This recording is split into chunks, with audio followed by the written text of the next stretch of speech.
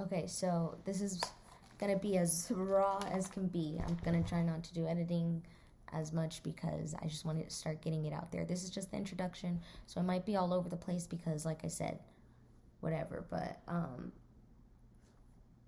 I want to first start to talk about, like I said, I have a theory where I want to bring consciousness to science. I think that right now we're discovering quantum physics or quantum mechanics and how the world is working, and I believe that we are all a type of consciousness that has control over our own reality, that we can control our reality by controlling our thoughts, because we are a type of consciousness kind of embodying a suit of matter, and we have control, full control. And that's why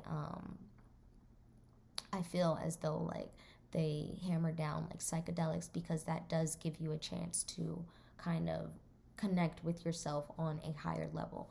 Now, I'm no stranger to psychedelics. I've talked about it on my channel before for educational purposes. And also, please, if you are under the age of 21, do not try this. If you're going to watch this, I don't come running after me, okay? I don't condone this. I'm just speaking about my experience and how it has helped me and how I do research for educational purposes. Because I am going to apply my theory, hopefully to win a Nobel Prize in physics for my contribution to science, for adding consciousness to science. Okay, so here we go. To first begin, I want to talk about this book that was led into my life for a reason. It's called The Unobstructed Universe. I was in San Diego recently. I was scootering and I found this on the floor, and I passed by and something told me clear as day, go back and get that book off the floor. And I was like, what the hell? This book is fantastic. Now let me tell you a little backstory about this and why it is important and why it's crazy that it was found by me, of all people. This book, his name, the author is Stuart Edward White. The book is called The Unobstructed Universe. This book is about his, first off, let me tell the story. Him and his wife wrote about 3 books, I believe, two or three books.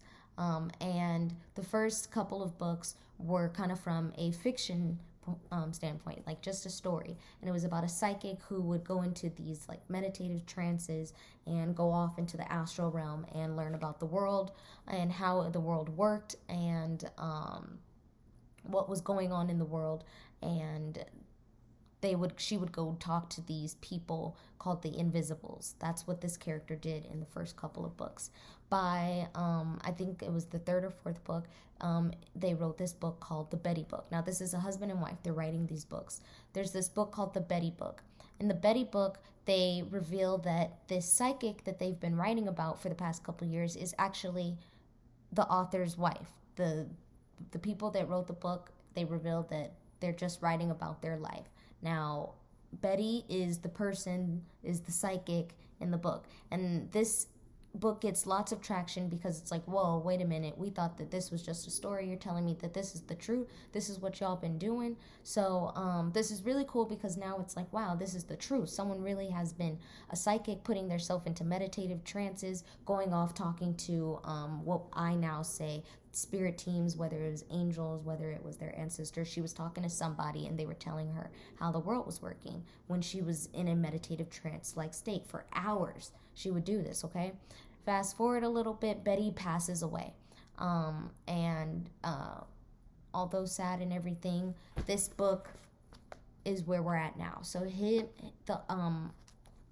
Stuart, the author here, he writes this book, and it again is a true story. He basically goes off and he feels inclined to go meet this friend of his that they used to know. She's a psychic, and she's an incredible psychic who can put herself into a trance for a really long time, meaning she is going into a meditative like state, and she begins to channel his late wife, his wife that passed away. And the book is about all of the times he goes to her. They're like sessions with, I believe it is his wife's sister, and they're beginning to develop a theory. So basically, Betty, the late wife, who is dead, comes back, and she's talking about, she basically tells her husband, she's like, hey, you know how I was a psychic? Well, this is how the world works. This, that, and that. She's talking about some of the stuff that I've been talking about, and she's like, yeah, this, that, and that. And as I'm reading, I'm amazed, because I'm like, this is what I'm doing. I'm learning how to meditate, and I'm talking to my guardian angel, and I'm asking stuff about science, and this is exactly what he's doing with his wife. So I haven't finished the book, because like I said, I've been working damn near full time. But as I'm reading the book, I'm finding out different words to describe different things. I've been talking about this, the word called orthos from, and I'm learning this from the book. Credit to this person. I don't know if you're dead, Stuart, but you have changed my life. And I really, really hope to use what I've been learning here and applying it in my life to really put my name in physics for my contribution to science and, you know, quantum physics, whatever. I might not have all of the words, but I want to, you know, connect with people who do have the words, who can put me in a lab and be like, hey, Imani, meditate. Hey, channel. Because I want to do sessions like these where I want to get strong enough where I can channel my guardian angel, and we can start to develop, and I can connect with people who have the scientific words or who have the spiritual evidence. I want to be able to quit my job, and I want to be able to travel and live off of my cat in the sink business, and go travel to like New York and meet this girl who she gave me my ancestral divination, and she wanted to meet me, and I would love to ask her about those things. And I want to really learn these things because I want to develop this theory of how consciousness works and why we're here on earth. And it's to discover ourselves and what the bigger picture is. That God that everybody talks about, or that greater power, I believe that greater power is simply consciousness as a whole. I read this thing on Twitter. I have to find it. And it was a tweet from a famous person, and soon I'm going to find it in like 2 seconds, okay? So, it was this photo. It was about like a wave here in the glass. And somebody put a quote. And I was like, wow, I like this quote. Like, things just be happening like this for me. But listen, picture a wave in the ocean. You can see it, measure it, its height, the wave, the sun reflects when it passes through, and it's there. You can see it, and you know what it is. It's a wave. And then it crashes in the shore, and it's gone, but the water is still there. The wave was just a different way for the water to be for a little while. You know, it's one conception of death for Buddhists. The wave returns to the ocean where it comes from, where it's supposed to be. Cheaty. And I read that on Twitter, of all places, and I was like, that's what consciousness is. For a moment, for a little while, we are human beings. We are the wave. We play, we flow. We just kind of be, and we let life happen. And we go with the flow. And then, after our time is done, we pass away, we die. But we're just kind of returned back to consciousness as a whole. There is a life after death, but it's a different type of life where we're not human. This is just a form that I'm deciding to embody in this lifetime. One lifetime I could have embodied a tree, because what's happening right now on earth is simply consciousness trying to understand itself. You can also talk about Christianity, where they say we're all a part of God. We are all pieces of God. Yes, sure, we are. If you want to look at it from a religious point of view from that way, we are God trying to understand itself through emotions. That's why we got to feel the feelings. That's why when I was on shrooms and I felt like I kind of lost all my ego, and I was just there. I was just being. I was just consciousness. I was my true self, and I was just there, and I was like, And I knew that I didn't belong where I was.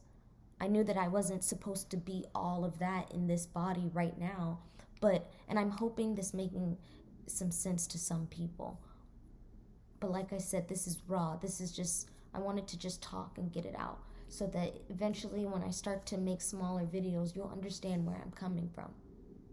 This book is literally him speaking to his dead wife through a psychic, and she is explaining things like how life is after death. She's explaining things to him, and he's going to understand it because when she was alive, she did those things, and she understands them. And in a way, I'm like her. I want to learn how to put myself into trance-like states so that I can go and talk to my guardian angel, this is how I do it. This is how I learn and understand quantum physics. I go into meditative states and I talk to whoever I talk to. Eventually, as I go on, I'll get stronger. 11:11 on the clock.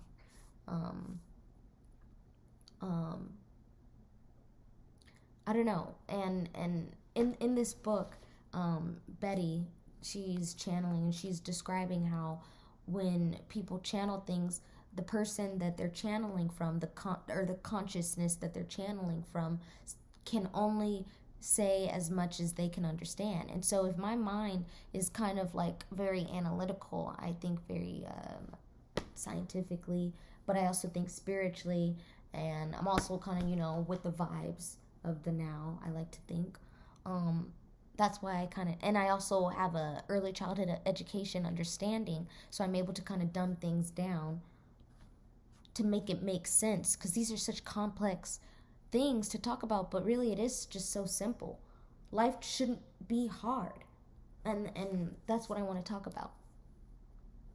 And I talk about my chakra. I do chakra readings, your 12 chakras, and as I start to learn more of the scientific aspects of how the world works, I start to understand who we are in this body, that we're just energy centers all through us. And then I begin to learn more about chakras, and I can give better readings because I'm like, yo, you're just a being of light.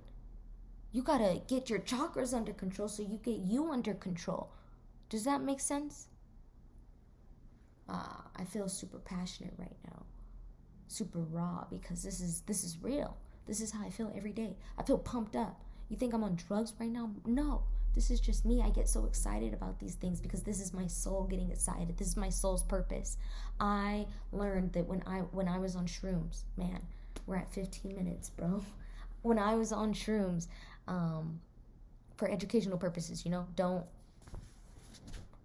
be good over 21. I learned that I wanted to be the next Einstein. I wanted to experience the greatest kind of love. I want to help people in ways unimaginable. I want to be a force of nature. I want to apply pressure, and that's what I'm doing. And that's why lately I've been moving different, because I'm like, you know what? Who cares? This life is whatever I want it to be, and I want you guys to feel that way. And I know I may seem crazy, but I'm going to keep going.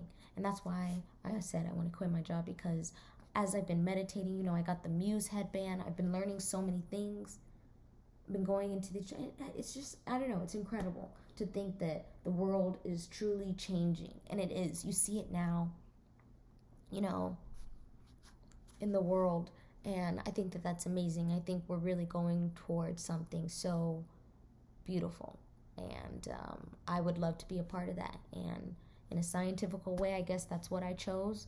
And I'm going to stick with it. So, yeah. Okay, 15 minutes. I hope this doesn't take too long to upload. I'll catch you guys on the flip side. Yeah, next time I'll make my short clips, but I put this off for too long to not just start getting it out there. I did a tarot card reading. I went to a reader when I had my aha moment. And I didn't say anything. I said, I want to know about the success of my theory that I thought of last night. And she pulls the cards and she's like, yes, whatever it is, go for it. And I start bawling my eyes out. She's just pulling. She's like, you're afraid of your success. You're afraid of how great you're going to be. Yeah, I'd be afraid too. I'm about to be the next Einstein. I'm just going to keep speaking about it, speak good over it, you know?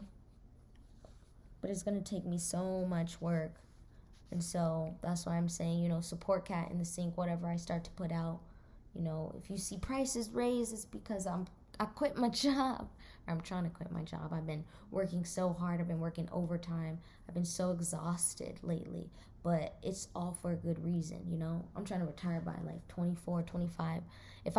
When I win the Nobel Prize, that's like $1 million I'm going to share with you guys because you guys got me there. Someone told me to start a GoFundMe, but, you know, I'm not sure. How much money? I feel really uncomfortable asking for money that way, so I haven't started it. Probably won't. But I'll throw my Venmo down in the comments or in the bio, in the whatever. I'm just so excited that I finally just took the time to make this video. We're done. I'm excited. I'm going to finish this book. If you're reading this book with me, please hit me up on Instagram. Yeah, let's talk about it. And also, if you got the Muse headband, also hit me up on Instagram. Tell me about your stuff. I need to start collecting data because when I go apply for the Nobel Prize or nominate myself, I don't know. I got to learn how this works, you know? I'm a cocktail waitress. I got carpal tunnel probably now, like typing. I had to turn off my readings and I had to refund people because it was just too much on my mental. I'm in the process of moving. A lot's going on, but life is good. I got a handle on it. This is why I meditate. Okay, we're done. Bye.